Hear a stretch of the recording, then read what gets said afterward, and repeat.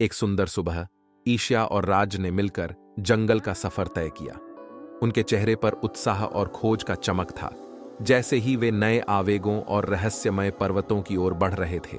राज, ईशिया, ये जंगल हमें नए और रोचक सफर का अनुभव करने का मौका देता है। ईशिया: हाँ राज, हर पेड़ पौधे कुछ कहते हैं और हर एक पथ हमें कहानियों की ओर ले जाता है। जंगल का सफर शुरू हो गया था, जहां वे नए मित्रों से मिलते थे और प्राकृतिक सौंदर्य से भरपूर मोमेंट्स का आनंद लेते थे। उन्होंने एक पानी की झील के किनारे रुका और वहां बैठकर बातें करने लगे। राज: क्या तुम्हें लगता है कि यह जंगल किस प्रकार के राज्य हो सकता है? ईशिया: मेरे ख्याल से यह एक पुरानी कहानी के राज की ओर इशारा कर रहा है, जिसमें सब कुछ हो सकता है।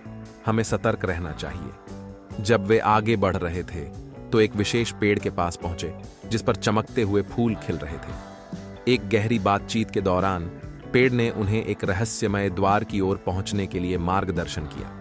राज: यहां एक राज का द्वार हो सकता है, हमें इसे खोलकर देखना चाहिए। ईशिया: सही कहा राज। द्वार को खोलते ही वे एक नए अद्भुत स्वर्ग की ओर प्रवृत्त हुए।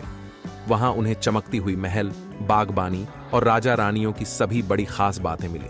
राज: क्या यह स्वर्ग है? ईशिया: हाँ राज, ये जंगल हमें एक अद्वितीय सागर में ले आया है, जो हमें नए दुनिया के साथ खेलने का मौका दे रहा है। वे महल की चारों ओर घूमते हुए नाटकीय प्रदर्शन, कला के प्रति प्रेम और बड़े बड़े पर्वतों की ऊंचाई में चढ़कर अपने अद्वितीय सफर का आनंद लेते रहे। एक दिन एक विशेष पर्वत ने उन्हें आपसी प्यार और साझेदारी की महत्वपूर्णता की बातें सिखाईं। इसके बाद ईशिया और राज ने मिलकर वाद विवाद का सामना किया और उन्होंने एक दूसरे की समझ की महत्वपूर्णता समझी। राज: ईशिया, हमें एक दूसरे की समर्थन में रहकर और मुश्किलें मिलाकर आगे बढ़ना चाहिए।